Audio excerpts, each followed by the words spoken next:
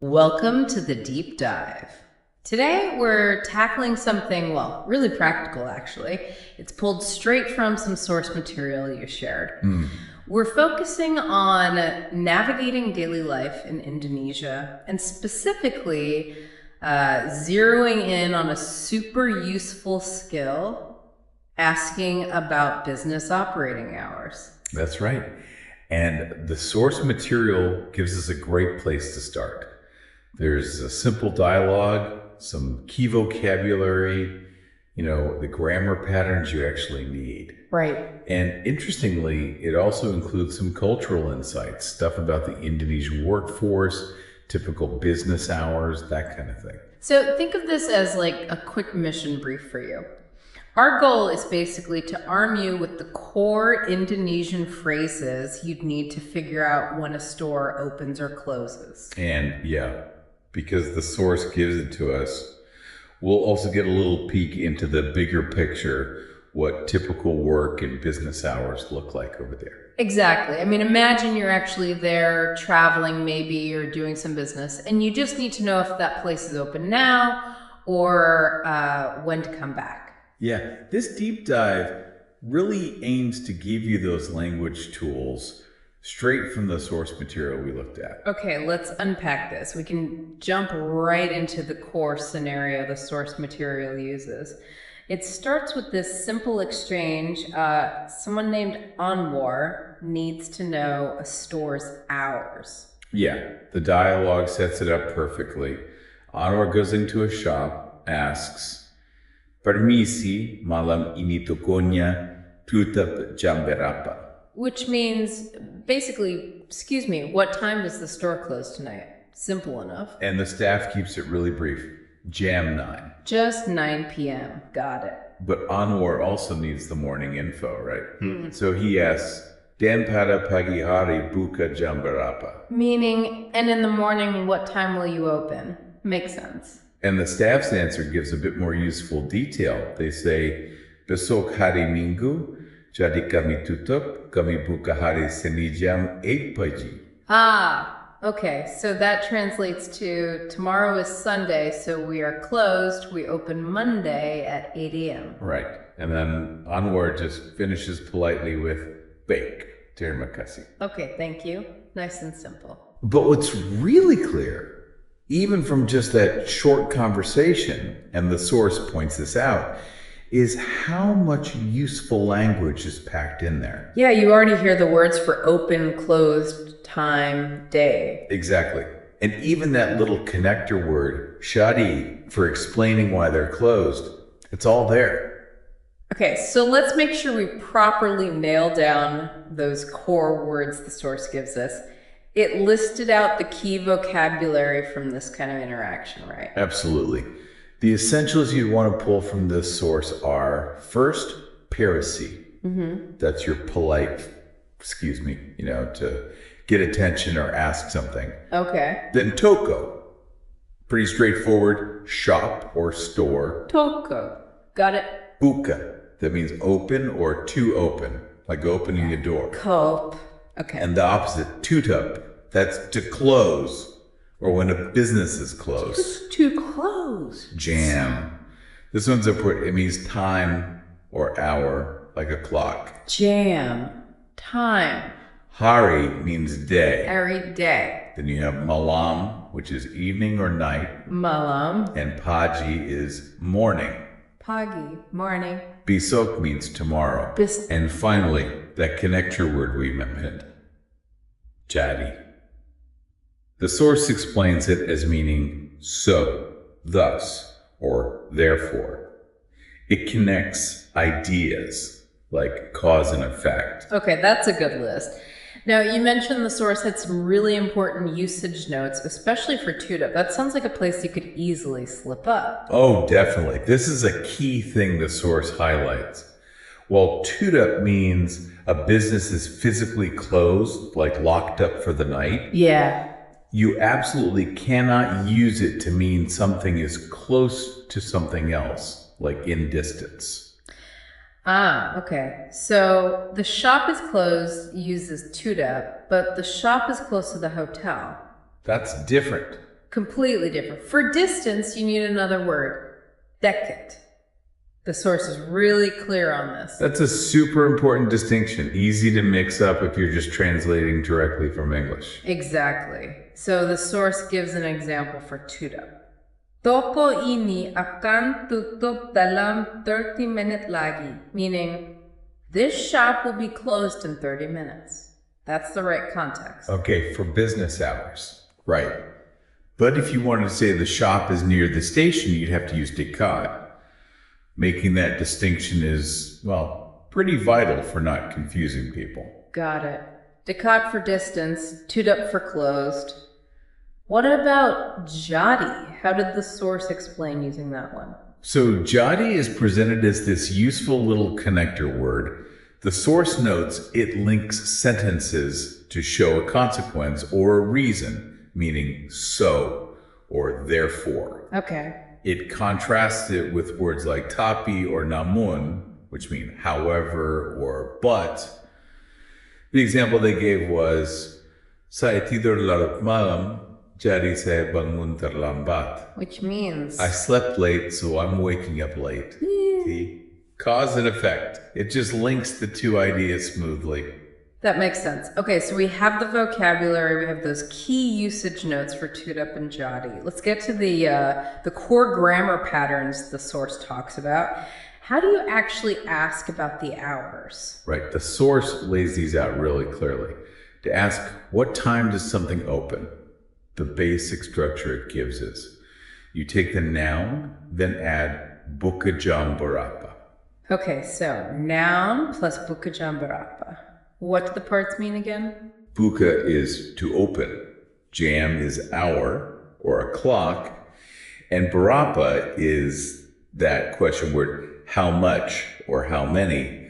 But here it's used to ask for the specific hour number. Right, like asking what number hour. Exactly, and the source gives an example. Kantor pos buka jam berapa. What time does the post office open? Okay, that seems straightforward. And for closing times, it's almost identical. You just swap the verb. So, noun plus tutup jam berapa. Precisely. Tutup for to close, then jam berapa.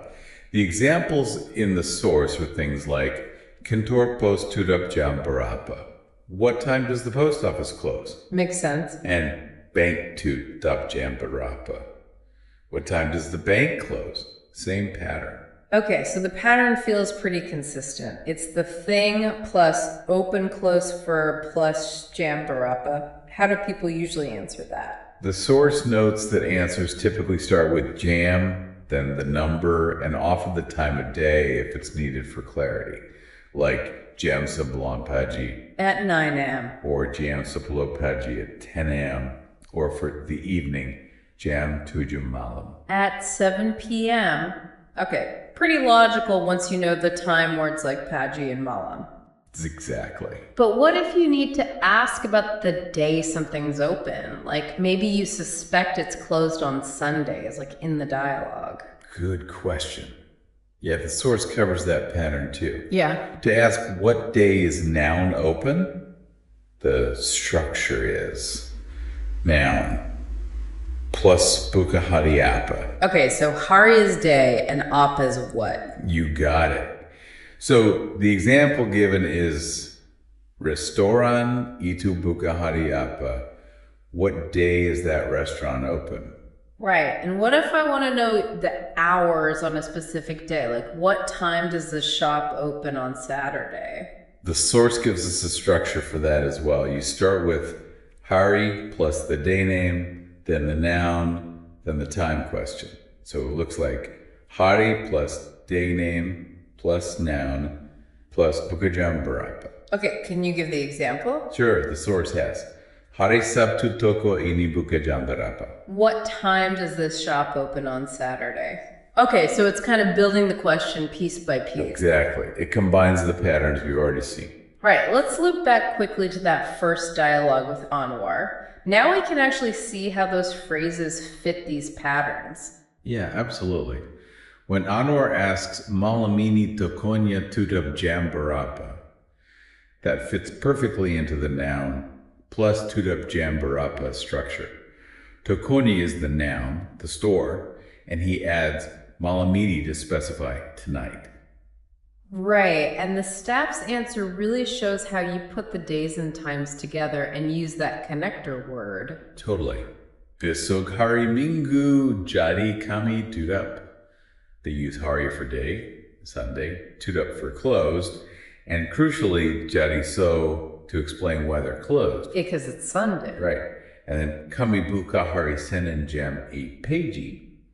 That uses buka, open, specifies the day hari Senin, Monday, and gives the exact time jam 8 pagi, 8 a.m. It's a neat little package showing both the question and answer structures in action. Okay, so that really equips you with the basic language tools you need to get that information. But interestingly, the source material we looked at went a bit further, didn't it? It included some cultural context about the Indonesian workforce. What stood out to you there? Yeah, that part was quite interesting. It sort of paints a broader picture of the environment where you'd be asking these questions. The source mentions the workforce structure, things like formal versus informal employment. You mean like jobs with contracts versus more casual or gig work? Exactly. And it touches on some challenges, mentioning things like high unemployment, though it cites 2010 data for this, and also refers to low labor quality back then. Yeah, it's important to remember those figures are from 2010. Things might have shifted, but it gives us a bit of historical context provided by the source. Did it list typical working hours? It did offer a general guide based on the source material. Business offices, it said, often run 8 a.m. to 4 p.m. or maybe 9 a.m. to 5 p.m. Monday to Friday, but that can vary quite a bit.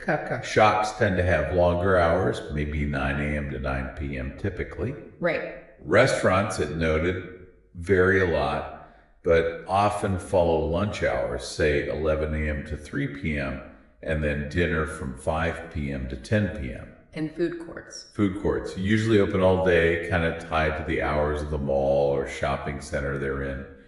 Pretty standard stuff there. Now, here's the bit from the source that I found really, well, it made me pause. The discussion about changing jobs. Ah, yes, that definitely raised my eyebrow too. The source claims that people in Indonesia usually change jobs every 2 to 3 years minimum. Minimum, wow. And the reasons given were unusual from maybe a Western perspective? Very much so. The source stated the reasons were to show loyalty. Loyalty. By leaving. Yeah, which seems to imply loyalty or maybe desirability to the next employer, perhaps.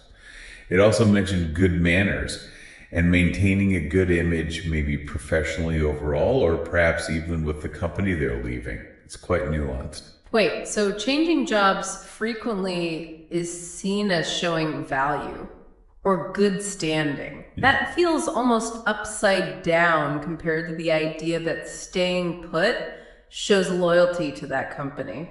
It does feel different. The way the source frames it suggests that demonstrating your marketability, your ability to progress by securing new roles every few years, is viewed positively.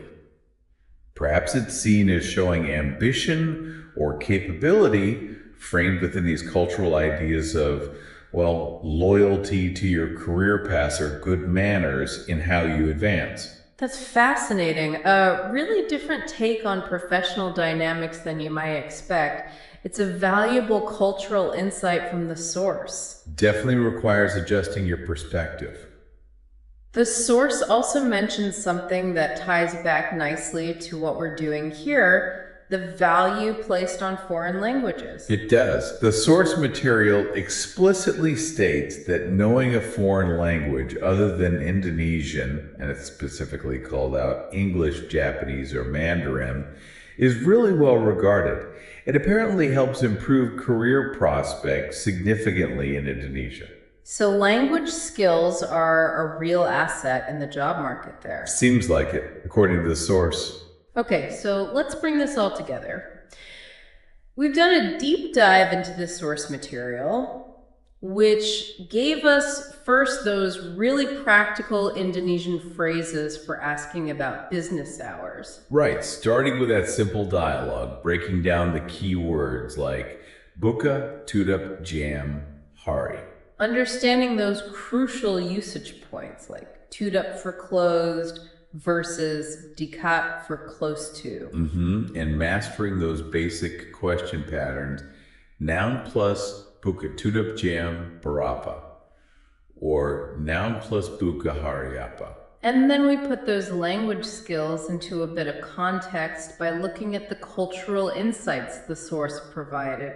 Things like the workforce structure, typical business hours.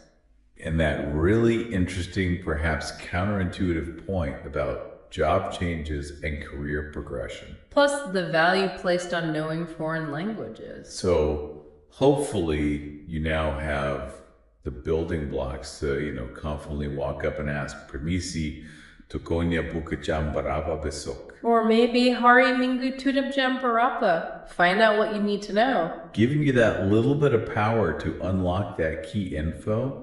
Is it open whenever you need it when you're dealing with business in Indonesia? Okay, thinking about that last insight from the source about how knowing foreign languages like English or Mandarin is valued and can help careers in Indonesia, here's a final thought for you to consider. With that context in mind, how might learning even just these practical language skills we discussed today, the ones for asking about simple things like business hours, maybe open doors for you in Indonesia in ways that go beyond just, finding out if the shop is open? Could there be unexpected benefits? Thank you for watching this video. Hopefully useful. Don't forget to like and subscribe.